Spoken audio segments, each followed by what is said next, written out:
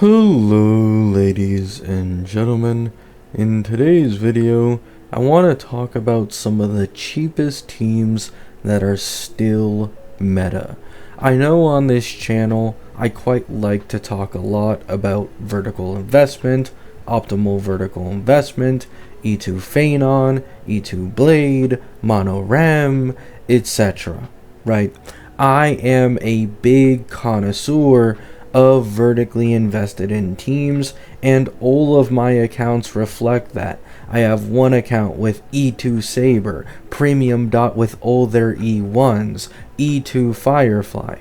On this account, I have E6 Phanon and E2 Cyrene. On another one, I have double E2 S1 on my Mono Rem, and the list goes on and on and on, right?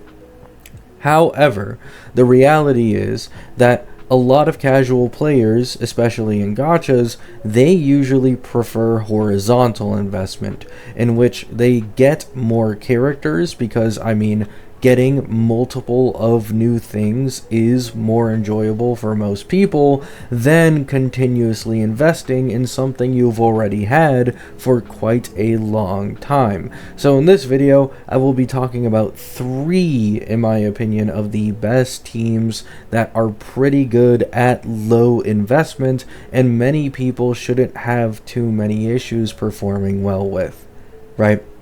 Now, let's get the most obvious one out of the way, being Archer.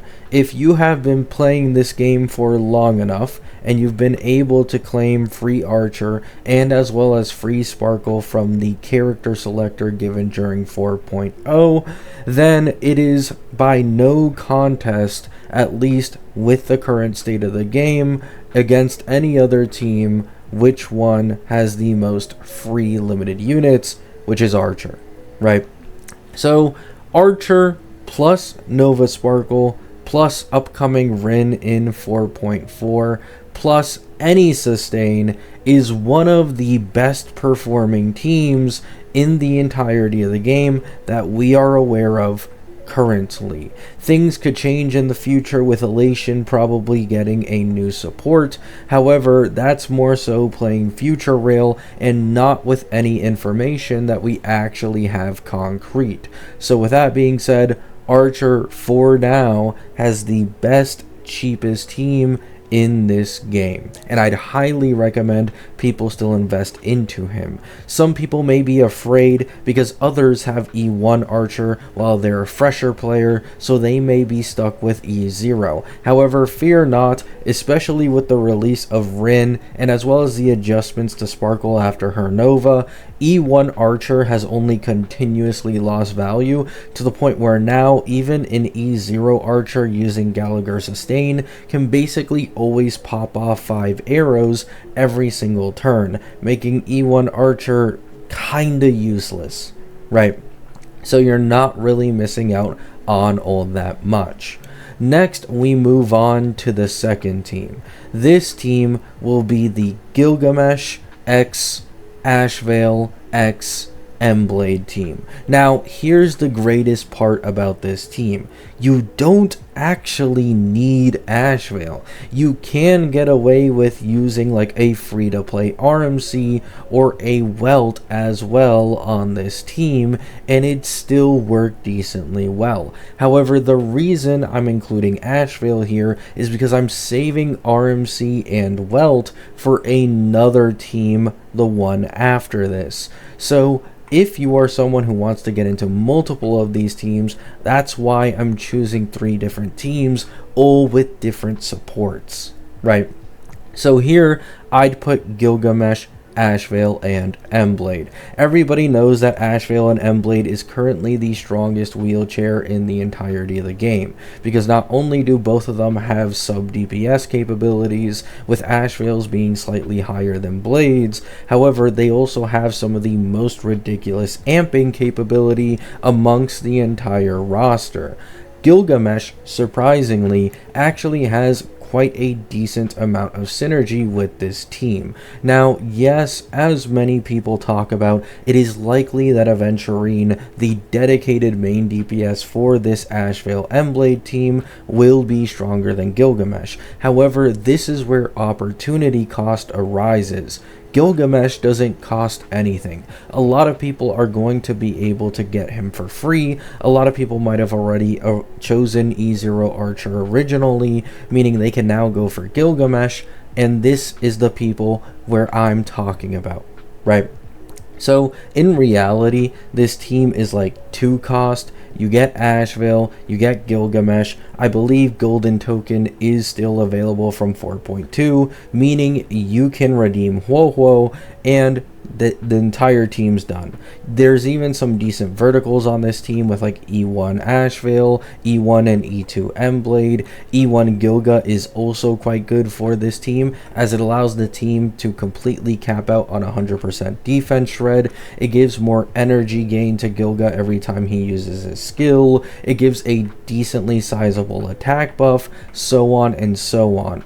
Once again, people will knock this team because of Avon and say that the synergy isn't that great. However, the synergy is actually amazing in this team, and at higher investments, it really starts to show itself a lot more. The only thing that is anti-synergistic in this team is the fact that Gilga isn't a follow-up DPS, so his attack frequency doesn't exactly match that of the other follow-up characters on his team. However, Gilgamesh appreciating high attack frequency, follow-ups, easy ult usage, all of this synergizes quite well with both Ashblade, right? Next, we go into the third team. This is going to be a fresh one with the current beta. Things might change depending on what goes on in the future versions. However, most of you would have seen this coming if you've been in tune. Himiko Nova is the strongest team that I will be mentioning here, and also probably the most easily obtainable among all of them. That's crazy to say, right? A new main push DPS with completely free-to-play teammates is the strongest and the easiest to access among all these, but it's the truth. Currently, Himiko's, or one of Himiko's strongest teams in the entirety of the game is just with RMC in Welt, and then her sustain being Dan Heng PT. Dan Heng has already been given for free. I understand if you're a newer player, you may want to look into possibly pulling him if he reruns anytime soon. However, RMC is someone everybody unlocks at the beginning of the game, or sorry, wait, no, yeah. If you make a newer account these days, you can immediately skip and gain access to RMC. I remember doing this myself. The only thing that's locked, I believe, is the Eidolons, which that requires you to actually go through the story of Amphorius, as unfortunate as that is. However, that is Himiko's team. RMC, standard Welt after his Nova Flare, and Dan Heng PT, a sustain who has been given for free. And that team does more damage than E2 Phanon, right?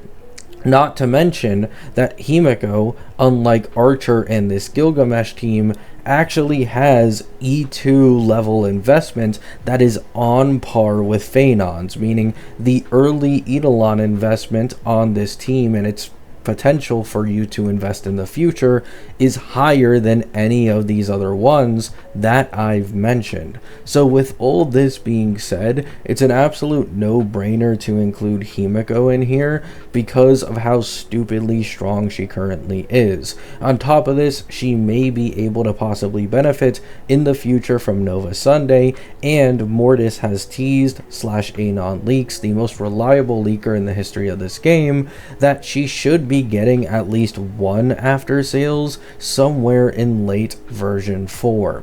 So those are my 3 teams that are very cheap to invest in, but highly meta. The longer you've been playing in the game, the cheaper these teams are to invest in, because you would have gotten already multiple golden tokens, multiple fake collab selector options. You would have been able to choose from Nova Sparkle. However, the newer you are, it will be a bit more expensive in comparison to a veteran player. However, that does not mean that it isn't worth it to invest in some of these teams still, right?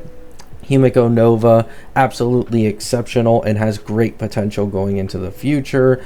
Ashblade, absolutely amazing, and Gilga is free. If you truly feel like upgrading the team a lot, you can either go for E2 Mblade, E1 Gilgamesh, or you can even decide to drop Gilgamesh depending on how strong Avon is and if you're interested in going that route.